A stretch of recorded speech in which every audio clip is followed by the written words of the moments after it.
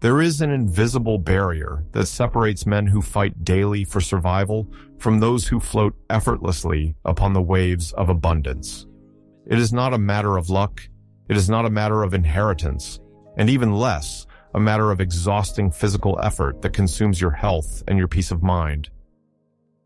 Dr. Joseph Murphy dedicated over 40 years to understanding why some people seem to attract gold and opportunities by the mere touch of their intentions, while others work 16 hours a day only to accumulate new debts and worries. The answer lies not in the outer world. It is kept within the hidden gear that operates silently beneath the surface of your conscious mind.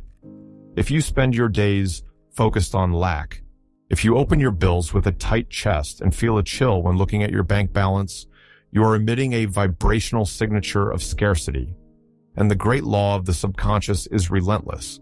It does not judge whether what you feel is good or bad. It simply multiplies the seed you have planted with emotion. When you fear poverty, when you envy your neighbor's success, or when you accept the idea that life must be an eternal battle against financial difficulties, you seal your own destiny of limitations. Wealth, my dear friend, is not an accumulation of paper money. Wealth is a state of consciousness.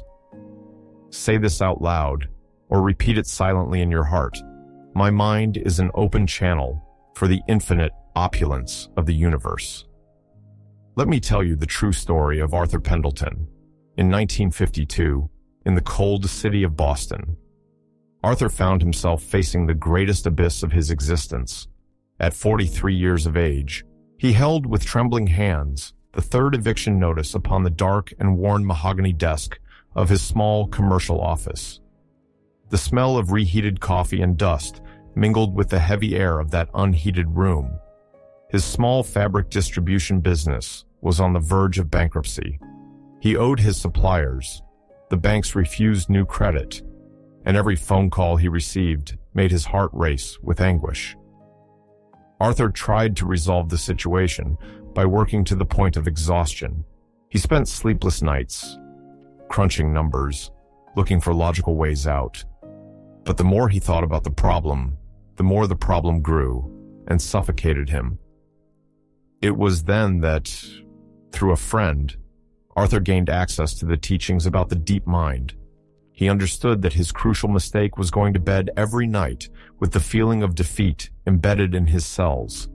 He fell asleep visualizing his creditors, feeling the panic of eviction, and his subconscious, faithful like fertile soil, merely materialized more of that same ruin the next day. Arthur decided to radically change his mental approach. He applied what we call on this channel the filter of unshakable abundance. Every night, upon lying down, he closed his eyes and emptied his mind of all the demands and pains of the day. He breathed deeply until he felt his body relax completely. Then, instead of begging for money or trying to guess where the solution would come from, he began to mentally repeat a single phrase, feeling the texture of security and gratitude in every word. He said, "Divine wealth flows into my life now, and I am grateful." He did not think about debts. He did not think about creditors.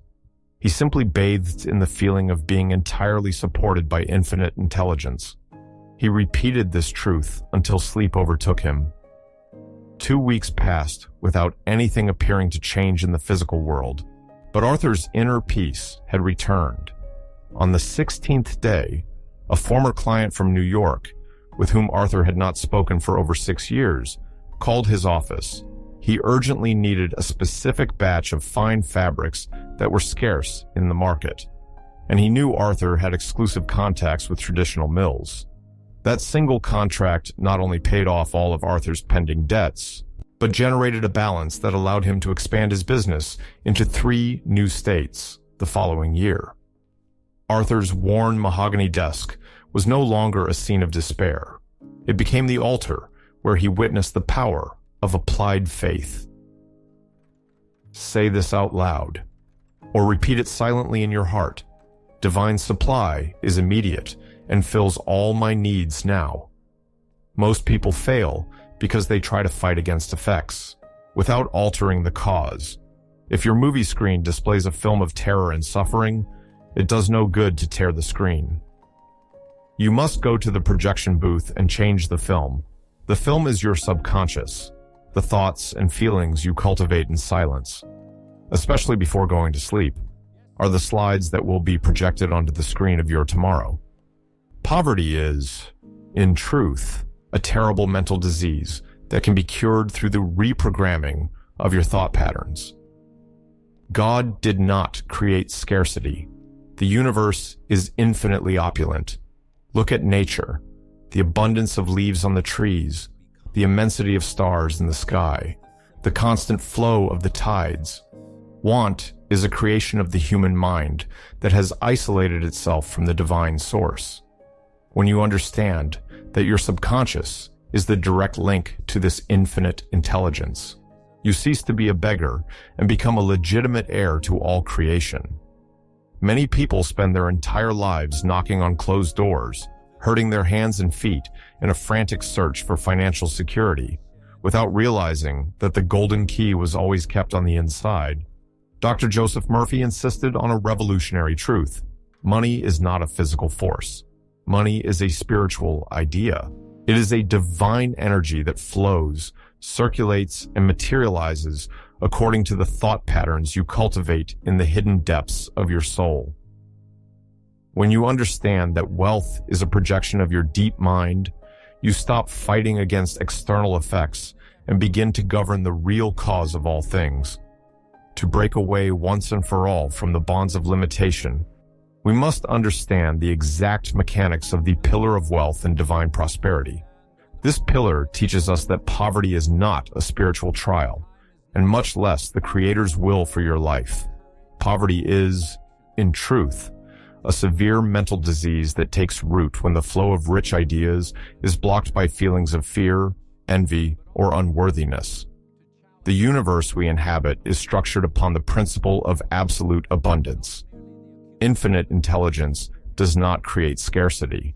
If you observe creation, you will see that forests do not count their leaves, oceans do not ration their drops, and the stars in the sky shine without any limitation of space or energy. Scarcity only comes into existence when man shuts his own valve of mental reception, building a dam of rigid and fearful thoughts that prevent the divine torrent from reaching him. Say this out loud, or repeat it silently in your heart. I release all blocks and allow abundance to reach me now. To illustrate the practical mechanics of this process, let me reveal the story of Thomas Redcliff. In the year 1963, on the grey and humid streets of Manchester, in England, Thomas was living the worst nightmare a family man could ever face. At 38 years of age, he worked as an accountant in an old cotton spinning factory that was on the verge of closing down.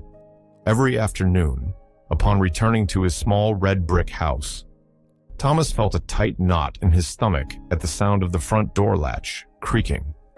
The atmosphere was cold, the coal heater failed constantly, and the smell of dampness mingled with the aroma of thin soup that his wife, Margaret, prepared with extreme frugality.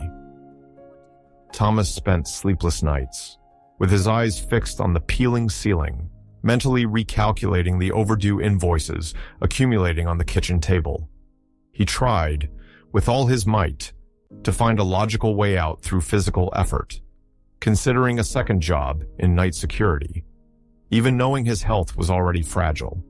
But the more he thought about the lack of money, and the more he feared impending unemployment, the more his reality contracted. His subconscious merely responded to the feeling of despair he fed before falling asleep. The turning point came when Thomas attended one of Dr. Joseph Murphy's lectures during one of his tours through Europe.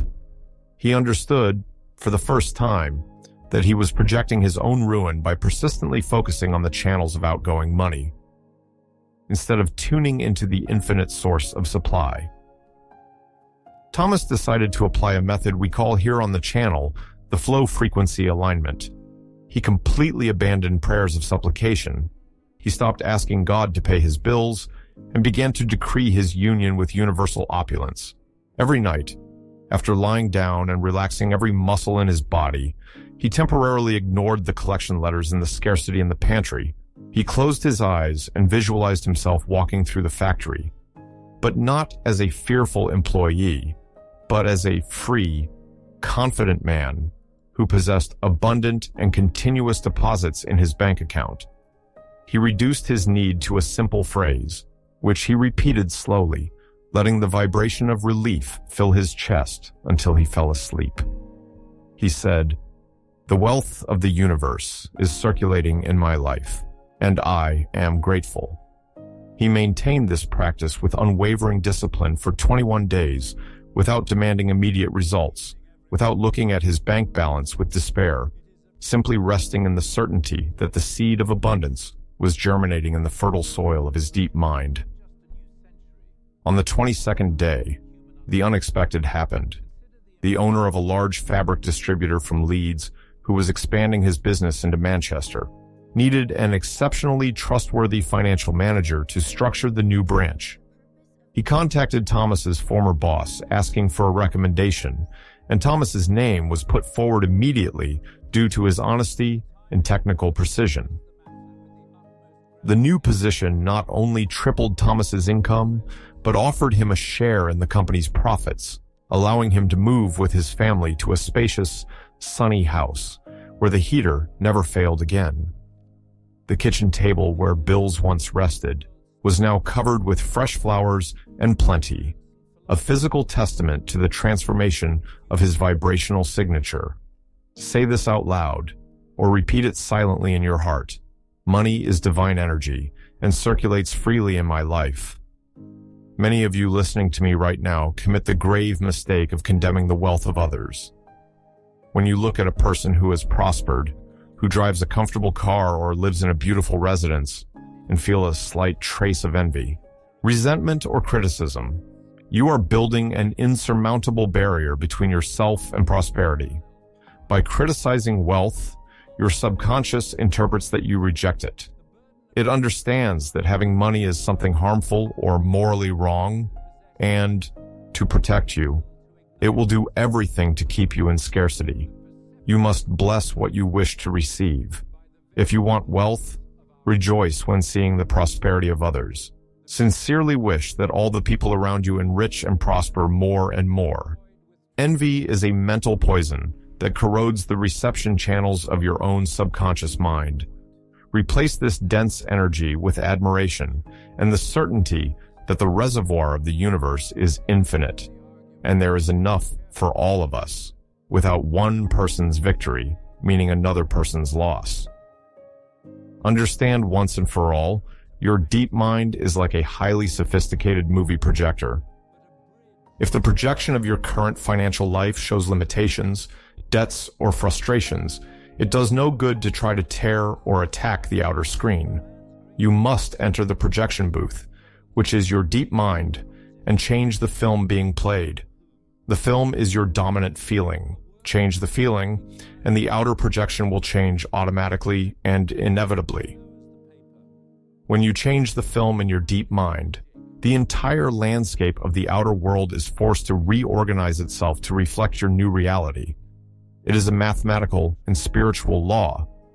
Your subconscious mind does not possess the capacity to argue. It does not question whether what you are feeling is real or imaginary, beneficial or destructive. It simply accepts the deepest impression and transforms it into physical facts, into connections, into opportunities, and into deposits in your bank account. Many people spend years trying to change their lives by altering only the exterior. They change jobs, they change cities, they change partners, yet continue carrying the same internal pattern of scarcity. The result is always the same: new settings, the same old financial problems. To permanently break away from this cycle of useless effort, we must enter the sanctuary of our mind and perform what Dr. Joseph Murphy called the wealth spirit alignment scientific prayer. This is not a prayer of begging. We are not imploring for crumbs from a distant God who decides who will prosper and who will be deprived. Scientific prayer is the process of elevating your own conscious mind to the level of absolute conviction that opulence is already yours by right of divine inheritance. When performing this prayer, you must relax your body completely, slow down your breathing, and let the words penetrate the fertile soil of your subconscious, like a gentle rain nourishing a highly valuable seed. Feel the texture of each phrase. Let the feeling of relief and financial security fill your chest right now. Infinite intelligence, which governs the wealth of the entire universe, is now active in my mind and in my body. My subconscious mind is a perfectly unobstructed channel through which flows the infinite torrent of divine abundance. I know that money is an idea in the mind of God, and that it is essentially good, pure, and highly constructive. I use the resources given to me with wisdom, with generosity, and with immense joy. Divine wealth flows to me in avalanches of abundance, through known and unknown paths, and I am deeply grateful. All anxiety, all fear, and all feeling of limitation are being dissolved right now by the light of the healing presence. I am one with the Supreme Source, and all that the Father has is mine by right. So be it, and so it already is. Let the silence that follows this prayer settle in your heart. Feel how the weight of worry has been removed from your shoulders. Now, my friend, we will take the 3 final steps to consolidate your new identity of absolute power so that you never again return to vibrate in scarcity. The first movement is transformative repetition. Understand that your deep mind learns and records new habits through constant suggestion and emotion. It is not enough to declare your wealth a single time and spend the rest of the day complaining about the price of things or lamenting over bills. You must watch over your thoughts like a sentinel guards the gates of a fortress. Whenever a thought of lack or doubt tries to cross the threshold of your mind, cancel it immediately. Replace it with a decree of abundance. Reaffirm the spiritual truth that your supply is eternal, inexhaustible, and guaranteed by infinite intelligence. You do not depend on the government. You do not depend on the country's economy. You do not depend on the decisions of third parties. You depend solely on the pattern of beliefs that you decide to accept as truth within your inner temple. Say this out loud, or repeat it silently in your heart. My supply is infinite and fully guaranteed by supreme intelligence. The second movement is the declaration of divine identity. You must stop seeing yourself as a victim of circumstances, as someone who needs to fight against the world to gain their daily bread. You are a child of the Creator. You are a legitimate heir to all opulence, to all harmony, to all beauty, and to all wealth that exists in the universe. The same infinite intelligence that created your body from a single cell, that keeps the planets in orbit and makes the earth produce abundant fruit, dwells inside you, operating through your subconscious mind. When you become conscious of this union, your posture toward life changes completely. You cease to be a beggar and become a channel of manifestation for universal wealth itself. You begin to walk through the world with the confidence of one who knows they are supported, protected, and infinitely supplied in all their physical, mental, and spiritual needs. Say this out loud, or repeat it silently in your heart. I am the legitimate heir to all the wealth of the universe. The third and most important movement is the call to interaction, which you will perform specifically in the minutes preceding your sleep today. When you lie down tonight and your physical body begins to relax, your conscious mind will lower its guard. This is the most sacred moment of your day, the gateway to your deep mind. Do not allow the problems, the arguments, or the fears of the past day to enter with you into this state of drowsiness. Forget the bills. Forget the invoices. Forget the deadlines. Place your right hand over your chest. Feel the beating of your heart and breathe in a slow, steady rhythm. Tune into the frequency of receiving. Reduce all your desire for prosperity to a single word, which carries within itself the essence of all financial solutions. Repeat slowly, like a soft lullaby, the word wealth. Feel the vibration of this word echoing in every cell of your body. Do not try to explain how money will come. Do not try to draw paths in your conscious mind. Simply feel the relief, the security, and the gratitude of already possessing everything you need. Repeat this word until sleep takes you. Let your subconscious mind spend the entire night processing and multiplying this seed of abundance. When you wake up tomorrow, you will realize that your vibrational signature has changed, and the universe will begin to move the invisible threads to bring opulence to you. Rest in the certainty that the law is infallible. May peace, harmony, and infinite divine wealth fill your life today and always,